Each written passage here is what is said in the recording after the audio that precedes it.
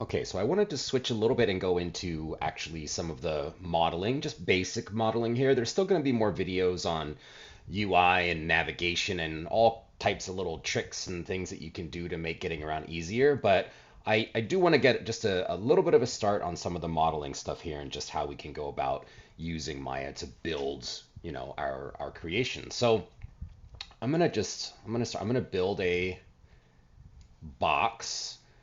Okay. And notice I build the box here in my outliner, shows the cube here in the channel editor. I have all the information about this box here, right? Its position in space, its rotation, its scale, right? Its visibility and inputs here. This is what's important. So anytime we want to make manipulations within Maya, we're basically going to be altering one of three things. We're going to be altering a vertice, which is a point in this space, an edge, which is a line between two vertices, or a face, right? So if I hold down the right click button, you can see I got these options here. So I'm holding down, you can see edge, face, vertex, or vertice, vertex, same thing.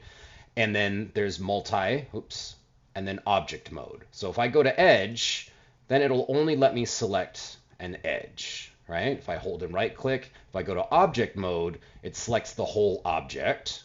Okay, if I hold right click, if I go to multi, this will select whatever I hover over. So if I'm over a face, an edge, or a vertex, right, you can see it's allowing me to select anything that I hover over. If I go to face, it's only going to let me select a face, right? And then vertex, yeah, only the vertex here.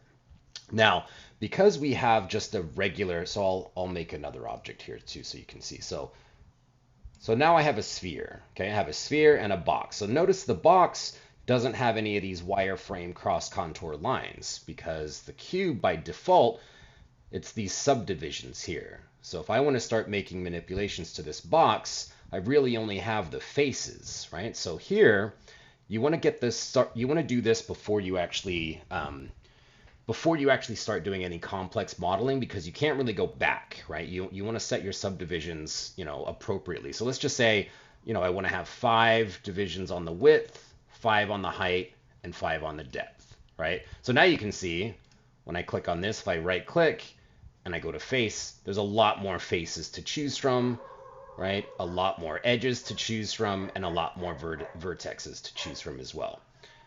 So the sphere by default, I believe it's 20. Yeah, so there's 20 facets, right, to the sphere. And you can change this. I can make this, I can make this 30, make this 30.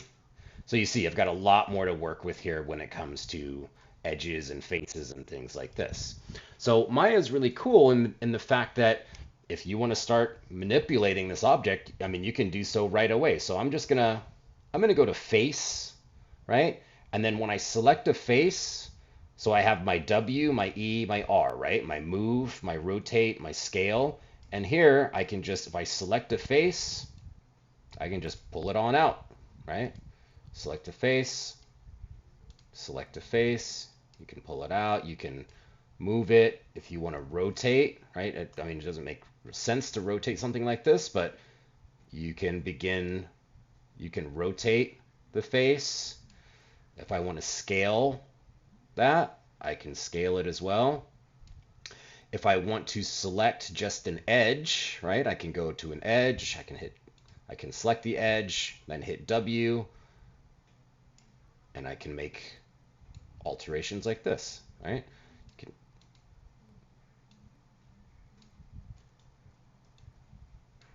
Same thing on the sphere, right? If I go to face, I can select one of these faces, right? You're essentially sculpting. You're three-dimensional sculpting, right? I can even go to just a vertex, right? I can select a single vertex, bring that point out in space, and you'll see the edges will stay connected to that vertex, right? But that's how you can begin doing just some of your, like I said, the most basic modeling here, okay?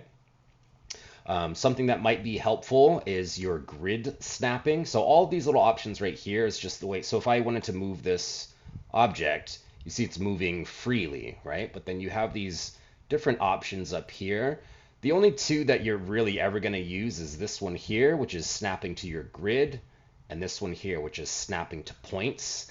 Realistically, you're never going to use these other ones. I mean, we can talk a little bit more about them later, but if you're wanting to make some precise measurements and precise distances, right, I can put my grid snapping on, and then when I move the object, it'll only move in increments of the grid. Okay, I can snap it to points. And this means that it's only going to snap to other points on the objects around them, right? So the other vertexes around the object.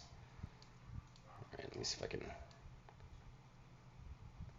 Yeah, it's a little bit goofy, but otherwise, snap to grid or just off completely, right? Those might help you again as you work more with Maya. You'll find out what you like to use better.